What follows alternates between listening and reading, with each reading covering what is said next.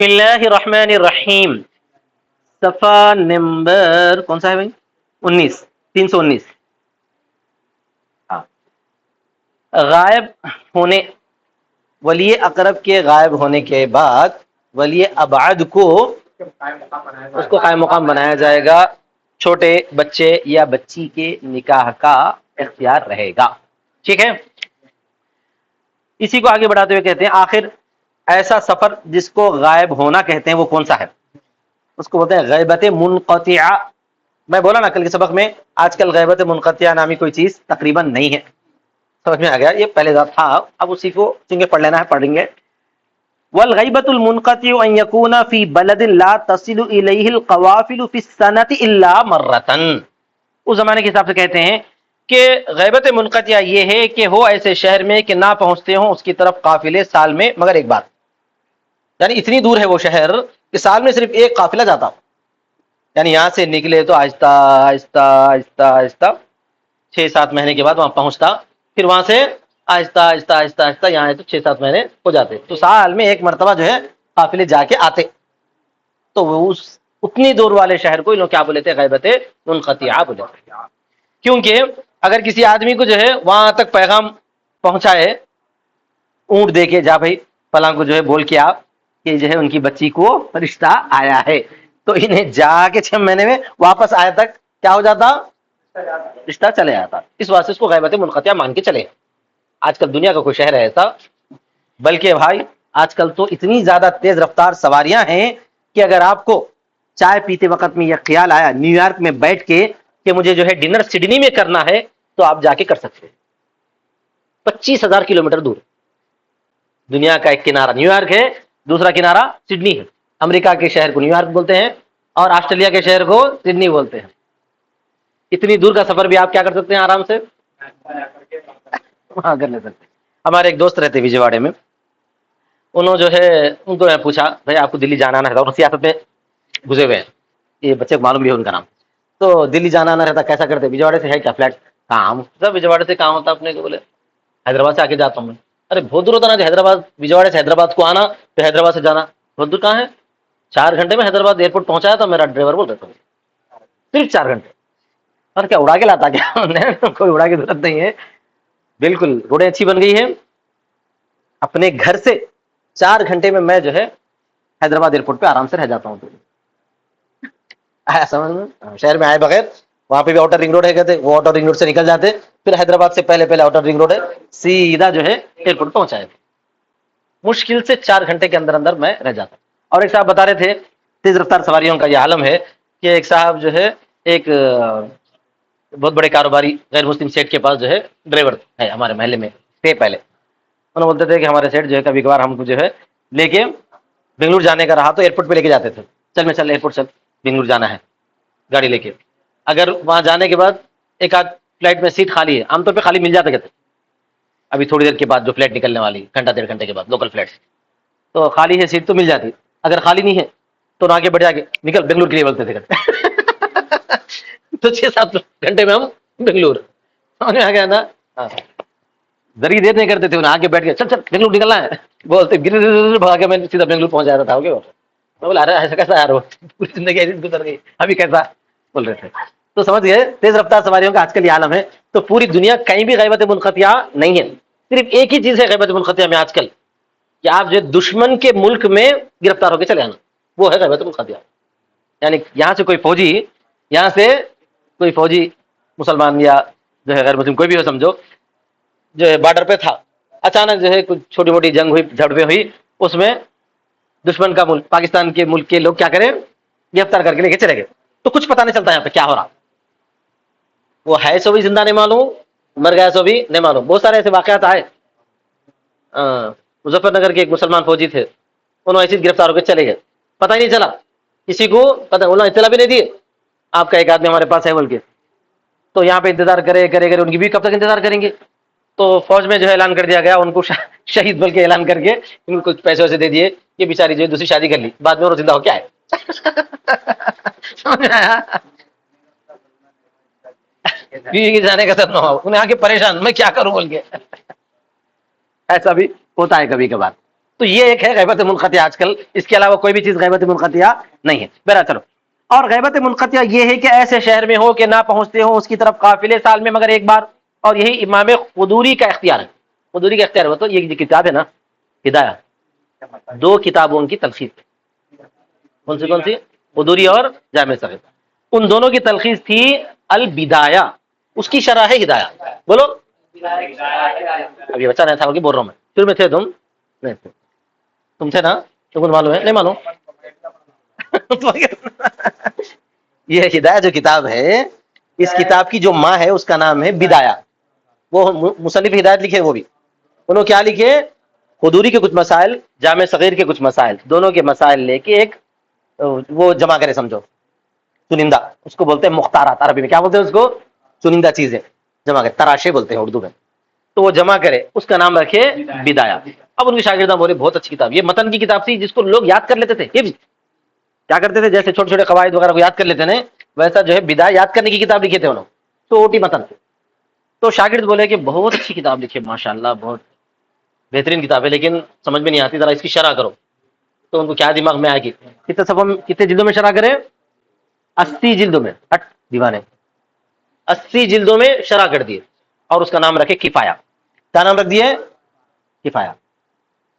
اب 80 جلدوں کو پڑھیں گا کون؟ بعض شاگردان بولے استاد اتنی محنت کرے آپ، اتنے بڑے جلدیں لکھ دیے، نہیں پڑھ سکتے کوئی بھی. ایسا کرو کہ اس کو اور کچھ کم کر کے تلخیص کرو. تو تلخیص کرنے کا اس کا نام لکھیے ہدایہ، جو کہ 4 جلدوں میں ہے. مگر دنیا کے اندر شاید چنندہ چند لوگ ہوں گے جو 4 جلدیں پڑھ رہے ہیں. شاید چنندہ چند لوگ ہوں گے جو 4 جلدیں پڑھ سک رہے ہیں. وہ 80 جلدوں کو تو خالی ہم سنے کتابوں میں دیکھنے کا بھی موقع نہیں ملا.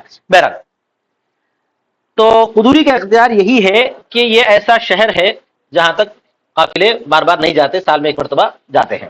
اس کا نام ہے غیبت. وکیل ادنا مدت سفری. بعض لوگ کہتے ہیں کہ کم سے کم مدت سفر بھی غیبت منقطع ہے. بعض لوگ کیا کہتے ہیں؟ مدت سفر بھی غیبت منقطع. لأنه لا نهایت لأقصاه، اس لیے کہ کوئی انتہا نہیں ہے اس کی انتہا کی. اقصا من انتہا. مدت سفر کم سے کم کو بول سکتے ہیں، زیادہ سے زیادہ کی کوئی انتہا نہیں ہے. چلتے چلو چلتے چلو چلتے چلو چلتے چلو، بلکہ ایسا چلو کہ پھر پلٹ کے وہیں واپس آ جاتے. پھر پلٹ کے اور عثمانی گئے تھے ایک مرتبہ ایسا، سمجھ گئے نا؟ ہاں، ایک طرف سے نکل کے دوبارہ گھومتے گھومتے گھومتے گھومتے پلٹ کے واپس کراچی آ گئے. مطلب پیدل نہیں گئے، فلائٹ. سمجھ گئے؟ وہ اختیار بعض متاخرین، بعض متاخرین کا اختیار یہ ہے، بعض متاخرین کا اختیار یہ ہے. غیبت منقطع کی تعریف. وقیل اذا کان بحال یفوت الکفو باستطلاع رأیہ، اور کہا گیا ہے کہ جب وہ اس حال میں ہو کہ کفو فوت ہو جائے گا ان کی رائے کی اطلاع لینے سے. تیسرا یہ قول یہ ہے، قدوری کا قول یہ ہے کہ سال میں ایک مرتبہ قافلے جانا. دوسرا قول ہے کہ ادنا مدت، ادنی نہیں، وہ ادنا ہے، ادنا مدت سفر ہے یعنی 77 کلومیٹر. تیسرا قول ہے کہ اتنی دور ہے کہ ان کی رائے کی اطلاع لینے تک، انتظار کرنے تک کیا ہو جاتا ہے؟ کفو چھوٹ جاتا ہے. ہمارے مصنف کو یہ رائے زیادہ پسند ہے، یہ رائے، کیونکہ یہی فقہ کے زیادہ قریب ہے. مقصد اس سے پورا ہوتا ہے، مقصد اس سے ہی پورا ہوتا ہے. اسی وجہ سے میں بولا کہ آج کل ایسا کوئی شہر نہیں ہے. رائے اطلاع کبھی بھی لے سکتے ہیں، فون کے ذریعے لو، فون کے ذریعے تو 1 منٹ میں لے سکتے. نہیں لے سکتے؟ بالکل لے سکتے. بلکہ ابھی میری گھر والی جو ہے بیٹے کو فون کری، اس کا فون بند تھا. اب میرے کو فون کری، بچے کا فون بند ہے، کیا کروں؟ میں بولا اس کے دوست کو کرو، دوست کے نمبر بھی لے کے رکھے اتفاق. اور اس کو یہ بولے کہ اگر جو ہے زیادہ تھکے ہوئے ہیں تو فون بند کر کے سو جاؤ. جب اس کو ضرورت پہ اٹھانے کا کام رہتا نا تو ہم فون کر کے اٹھاتے تھے، اور اس کا فون اگر بند رہا تو کیسا اٹھانا؟ دوست کے فون پہ کر کے اٹھانا.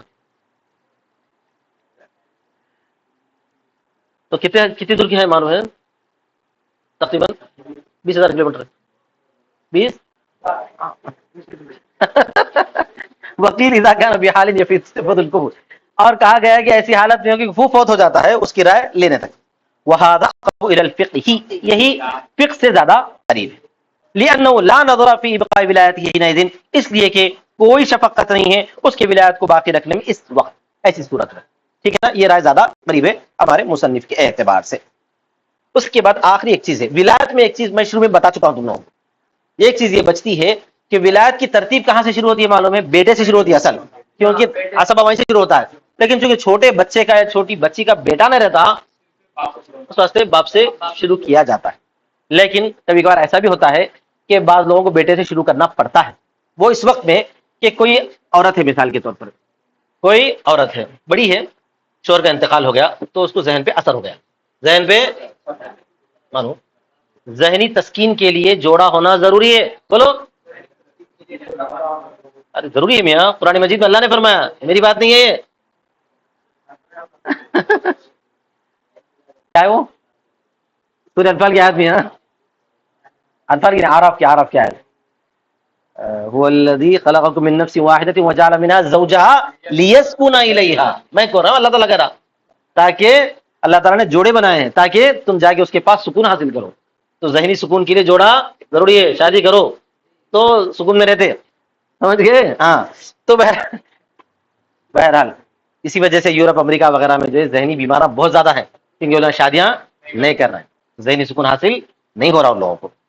نہیں وہ ایسا بھی جو ہے جسمانی خواہش پوری کر لی تو ذہنی سکون ملتا، غلط ہے وہ. جسمانی خواہش پوری کر لی تو ذہنی سکون نہیں ملتا. شادی شدہ زندگی گزارنے پہ ملتا ہے، شادی شدہ گزارنے پہ ملتا ہے. آپ کسی کو اپنا جو ہے کسی کو اپنا شریک حیات بنانا، کسی کو اپنی شریک حیات بنانا، کوئی آپ کو اپنا شریک حیات بنانا اور ان دونوں کے جوڑے سے بچے پیدا ہونا تو ذہنی سکون ملتا ہے. نہیں مانو. تو بہرحال اسی وجہ سے کہتے ہیں کہ اگر کوئی بڑی خاتون ایسی ہے کہ اس کے شوہر کا انتقال ہو گیا تو بیچاری کیا ہو گئی، ذہنی طور پہ کمزور ہو گئی. تو ڈاکٹر نے مشورہ دیا کہ ایسا کرو، ان کے لیے کیا کرو، شریک حیات تلاش کرو، شادی کرو. مگر انہیں شادی کرنے کے موقف میں نہیں ہے. کیوں نہیں ہے؟ توازن ٹھیک نہیں ہے نا اس کا، تو انہیں ایجاب قبول تو نہیں کر سکتی. البتہ کوئی اس کی شادی کرانا پڑتا ہے. اب کون کرائیں گے؟ دونوں آگے سامنے، بیٹا بھی آ گیا، بابا بھی آ گئے. تو ولی کون ہے؟ بیٹا ہے. اس وقت ولی کون ہے؟ بیٹا ہے. دیوانہ ہے کیا؟ ارے بچے کا نانا وہ تو شوہر ہے میاں. سامنے کون کون آ گئے؟ دونوں آ گئے.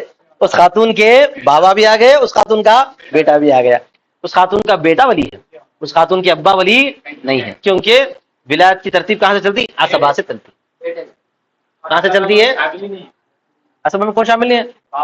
بابا شامل ہے. پہلے بیٹا پوتا نیچے تک، اس کے بعد باپ دادا اوپر تک. کیا دیوانے ہیں کیا؟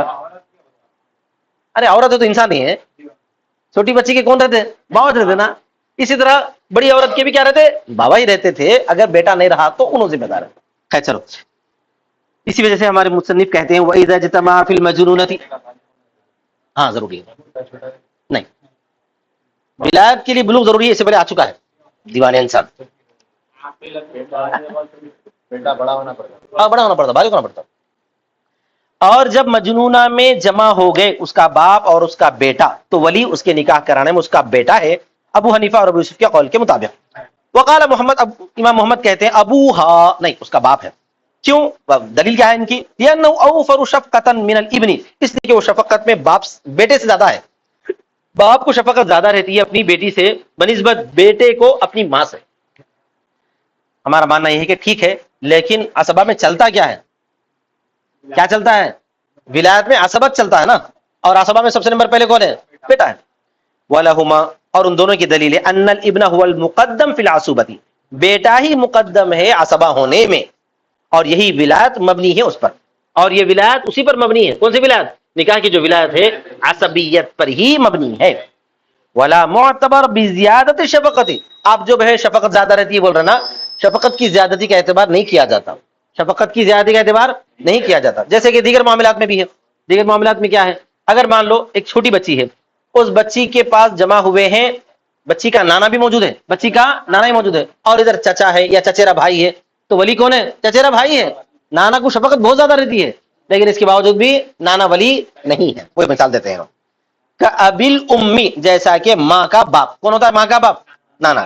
ماں بعض العصباتی، بعض عصبات کے ساتھ، جیسے کہ چچا یا چچیرا بھائی وغیرہ وہ لوگ ولی ہوتے ہیں، نانا ولی نہیں ہوتا. واللہ عالم، اللہ زیادہ جانتا ہے. فصل فی الکفایۃ، یہ فصل کفو کے بیان میں، چونکہ یہ پورا باب شروع کرے تھے باب الاولیاء والاکفاء، اب تک اولیاء کی بحث چلی، اب کفو کی بحث چلی. کفو کے مطلب برابری. برابری، آپ کو شادی کرنے میں ضرورت نہیں ہے، آپ کی بیوی والے تلاش کرنا آپ کی جو دلہن ہونے والی ہے ان لوگوں کو کفو ڈھونڈنا کہ جو لڑکا ہم ڈھونڈ رہے ہیں وہ ہماری بچی کے برابر ہے یا نہیں ہے. تو اس کو بولتے ہیں کفو کو دیکھا جاتا ہے بچے کی جانب میں، بچی کی جانب دیکھنے کی ضرورت نہیں. الکفاۃ فی النکاح معتبرۃ، کفو نکاح میں معتبر ہے. اچھا کفو کی اہمیت کیا ہے شریعت میں؟ لازم اور فرض نہیں ہے، سمجھ میں آ گیا سب؟ معتبر ہے، اس کا خیال لحاظ کیا گیا ہے. اس اعتبار سے لحاظ کیا گیا ہے کہ کفو رہنے کی وجہ سے شادی شدہ زندگی جو ہے آرام سے گزرتی ہے. کفو کا اعتبار نہیں کرے تو شادی شدہ زندگی میں دراڑ پڑ جاتی ہے، کیونکہ بچی اپنے گھر میں رہ سکتی بہت اچھے انداز میں تھی اور یہاں آنے کے بعد جو ہے اس کو غربت کی زندگی گزارنا پڑتا ہے تو زندگی مشکل ہے. اسی وجہ سے معتبر ہے. لیکن اگر کوئی قربانی دے کر رہنا چاہتی ہے تو مرضی بولو رہ سکتی ہے، پہرس کی بات نہیں، لازم ضروری. نبی صلی اللہ علیہ وسلم نے فرمایا الا باخبر ہو جاؤ لا یزوج النساء الا الاولیاء، لا یزوج النساء الا الاولیاء، نہ شادی کرے عورتوں کی مگر ولی، ولا یزوجن الا من الاکفاء، اور نہ وہ شادی کر لیں مگر کفوؤں سے. مگر یہ کہ کفوؤں سے. ایک دلیل تو یہ ہو گئی، اس سے معلوم ہوتا ہے کہ کفو کی اہمیت ہے. وَلِأَنَّ انتظام المصالح بین المتکافئین عادۃ، اور اس لیے کہ مصلحتوں کا انتظام دو کفو والوں کے درمیان میں ہوتا ہے عام طور پر. عام طور پر کیا ہوتا ہے؟ دو کفو والوں کے درمیان جو ہے مصلحتیں قائم رہ سکتی ہیں. اور نکاح کے اندر تو بہت ساری مصلحتیں ہیں، خالی خواہش پوری کرنا تو نہیں ہے نکاح میں. نکاح میں صرف خواہش پوری کرنا نہیں ہے. لِأَنَّ الشَّرِيفَةَ تَأْبَىٰ أَن تَكُونَ مُسْتَفْرِشَةً لِلْخَسِيسِ، اس لیے کہ شریفہ، شریفہ مانے اونچے خاندان والی، شریفہ بولے تو اونچے خاندان والی انکار کرتی ہے، تأبیٰ انکار کرتی ہے کہ وہ جو ہے بستر بنے خسیس کے لیے، نیچے خاندان والے کے لیے. حالانکہ خاندان کی اتنی زیادہ اہمیت شریعت میں نہیں ہے کہ کسی کو خاندان کی وجہ سے بڑا یا چھوٹا سمجھا جائے، ایسا نہیں ہے. لیکن جو ہے کسی نہ کسی انداز میں لوگوں کے درمیان یہ چیز رہتی ہے. فلا بد من اعتبارها، لہذا ضروری ہے اس کا اعتبار کرنا، اس کا اعتبار کرنا ضروری ہے. بخلاف جانبیہ، برخلاف اس کی جانب کے. برخلاف اس کی جانب کا مطلب یہ کہ لڑکی، یعنی آپ کے لڑکے کے لیے لڑکی ڈھونڈنا ہے تو کوئی ضروری نہیں ہے کفو ڈھونڈنا. لڑکی والے لڑکا ڈھونڈنا ہے تو کفو کو ڈھونڈنا ضروری ہے. اسی وجہ سے اس کو جملہ بولا جاتا ہے کہ کفو کا اعتبار آپ بچے کی طرف کریں گے، بچی کی طرف کرنے کی ضرورت نہیں ہے. کیونکہ آپ جو بچے ہیں کیسی بچی ڈالو آپ کے بچے کو چل جاتا. جب ان لوگ آپ کو دیکھیں گے تو جو ہے ان کی بچی کے حساب سے آپ سٹ ہے نہیں ہے، وہ دیکھنا ہے. آیا سمجھ میں؟ لأن الزوج مستفرش، اس لیے کہ زوج جو ہے بستر بچھانے والا ہے. فلا تغیظ دناءۃ الفراش، تو اس کو غصے میں نہیں ڈالتا ہے فراش کا یعنی بستر کا کمتر ہونا. سمجھ میں آئے گا نا سب؟ مستفرش کون ہے؟ بچہ. مستفرشہ کون ہے؟ بچی. اور فراش کیا ہے؟ بستر. یہاں پر یہ بولا جاتا ہے کہ جو ہے جب آپ بستر پر آرام کرتے ہیں تو آپ اوپر رہتے ہیں، انہیں نیچے رہتی ہے، تو انہیں کیا ہے؟ مستفرش. ٹھیک ہے. وَإِذَا زَوَّجَتِ الْمَرْأَةُ نَفْسَهَا مِنْ غَيْرِ كُفُوٍ، اور جب عورت شادی کر لیتی ہے اپنے آپ کی بغیر کفو کے، شادی تو ہو جاتی، اس سے پہلے بھی آ چکا ہے. فَلِلْأَوْلِيَاءِ أَن يُفَرِّقُوا بَيْنَهُمَا، ہاں البتہ ولی کے لیے اس بات کی اجازت ہے کہ ان دونوں کے درمیان تفریق ڈال سکتے ہیں، کیونکہ وہ جا کے بول سکتے ہیں کہ خاندان میں میری ناک نیچے ہو گئی ہے لہذا شادی توڑا دو. دفعا لضرار العار عن انفسهم، دفع کرتے ہوئے شرم کے ضرر کو ان کے نفسوں سے، شرم کے نفسوں سے شرم کے ضرر کو دور کرنے کے لیے. ثم الکفاۃ تعتبر فی النسب، پھر کفو کا اعتبار کہاں کیا جاتا ہے؟ اس میں سب سے پہلے بولتے ہیں کفو کا اعتبار کیا جاتا ہے نسب میں. کفو کا اعتبار کیا جاتا ہے نسب میں، مال میں، اور اسی طرح پر جو ہے کاریگری اور صنعت میں. یہ دو تین چیزیں ہیں جہاں پر کفو کا. اسی طرح علم میں بھی لأنه يقع بالتفاخر، اس لیے کہ اس سے کیا ہو جاتا ہے؟ تفاخر واقع ہوتا ہے. ایک دوسرے سے فخر کرتے نہیں کرتے، میں اونچے خاندان کو، میں سید ہوں، میں قریش ہوں، ایسا. اچھا یہاں پہ قریش سے مراد یہاں قصاب کو قریش بولتے، یہ قریش نہیں، عرب کے جو قریش ہیں جو نبی صلی اللہ علیہ وسلم کا خاندان ہے وہ مراد ہے. ہاں اس لیے کہ اس سے تفاخر واقع ہوتا ہے. فقریش بعضهم اکفاء لبعض، تو قریش ان کے بعض کے کفو ہیں. والعرب بعضهم اکفاء لبعض، اور عرب ان کے بعض کے کفو ہیں. والاصل فی قول علیہ السلام، اور اصل اس میں نبی صلی اللہ علیہ وسلم کا قول ہے قریش بعضهم اکفاء لبعض بطن ببطن، قریش ان کے بعض کے کفو ہیں اور بعض کے بطن ہیں. والعرب بعضهم اکفاء لبعض، اور عرب ان کے بعض کے کفو ہیں. قبیلۃ بقبیلۃ، قبیلہ ایک قبیلے کے ساتھ. ایک بات یاد رکھو، ہمارے علاقے میں خاندان کو اتنا اعتبار نہیں ہے. اب تم جہاں رہ کے آئے وہاں ہو سکتا تھا، لیکن یہاں پر تو اتنا زیادہ خاندان کا کوئی اعتبار نہیں ہے. یہاں پر جو ہے ایک جو ہے چھوٹے خاندان والا بڑے خاندان والوں کو نکاح میں شامل ہو جاتا، کر لیتا. والموالی، موالی کا مطلب غنڈہ موالی نہیں ہوتے، موالی کا مطلب غیر عرب جو عرب میں رہتے ہیں نا ان لوگ موالی کہا جاتا ہے. اصل میں یہ کیا تھے؟ پہلے معلوم ہے غلام تھے، وہاں سے کیا ہو گئے؟ آزاد ہو گئے. اب آزاد آگے چلتے گئے اس واسطے ان کو موالی بولا جاتا ہے. غیر عرب مراد ہے اس سے. کیا مراد ہے؟ اور موالی ان کے بعض کے کفو ہے، ایک آدمی دوسرے آدمی کا کفو ہے. ولا یعتبر التفاضل فيما بين قریش. جی قریش آپس میں ایک دوسرے کے کفو ہے بول رہے ہیں، تو قریش کے درمیان میں بھی الگ الگ خاندان ہے نا، بنی ہاشم ہے، بنی عبد مناف وغیرہ وغیرہ، تو ان کے درمیان میں جو ہے کوئی تفاضل کی ضرورت نہیں، پورے قریش ایک ہی کیٹیگری میں آ جاتے ہیں.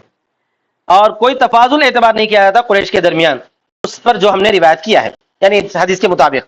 لیکن امام محمد سے ایک بات یہ ہے کہ الا یکون نسبا مشہورا، اگر ایک نسب بہت مشہور ہو گیا تو پھر جو ہے اس کا اعتبار کیا جائے گا بولا جاتا ہے. جیسا کہ اہل بیت خلافت، خلافت کے گھر والے، خلافت کے گھر والے. لیکن ہمارے مصنف اس کا جواب دیتے ہیں کہ یہاں پر جو ہے قریش ہونے کی وجہ سے وہ فرق نہیں ہے، بلکہ خلافت ہونے کی وجہ سے فرق ہے. اس وجہ سے فرق ہے خلافت ہونے کی وجہ سے. اگر وہ خاندان کے علاوہ دوسرا خاندان جو خلافت میں آ گیا، قریش کیا، قریش بڑا خاندان، پھر اس کی الگ الگ شاخیں بنی، اس میں سے ایک شاخ خلیفہ بنتی نا بھائی، تو اس خلیفہ ہونے کی وجہ سے وہاں پر جو ہے فرق پڑے گا دوسروں کے لیے. بولو، صرف قریش ہونے کے ناطے فرق نہیں پڑتا بولنا چاہتے ہیں. کأنه قال تعظیما للخلافت، گویا کہ انہوں نے کہا خلافت کی تعظیم کے طور پر. وتسکینا للفتنہ، اور فتنے کی تسکین کے لیے. فتنے کی تسکین کے لیے مطلب یہ کہ اب خلافت والے گھرانے کی ایک لڑکی غیر خلافت والے گھرانے میں چلی گئی تو فتنہ پیدا ہوتا نہیں پیدا ہوتا، اور یہ اٹھ کے برتن تو بولتا، تو انہیں کیا بولی، پاگل ہے کیا، میں کبھی جو ہے سونے کے چمچے سے چاندی کے کٹورے میں کھانا کھاتی تھی، میرے کو برتن تو بولتا رہے تو، بلکہ لڑنا شروع کرتی نہیں کرتی ایسا.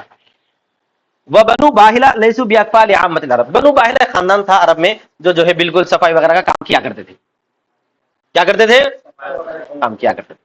تو بنو باہلہ یہ عام عرب کے کفو نہیں ہے، عام عرب کے کفو نہیں ہے. لأنهم معروفون بالخساسہ، اس لیے کہ وہ خساست میں معروف تھے، یعنی گری بڑی چیزوں میں مشہور تھے، اس واسطے وہ عام عرب کے کفو شمار نہیں ہوتے. وآخر دعوانا الحمدللہ رب العالمین.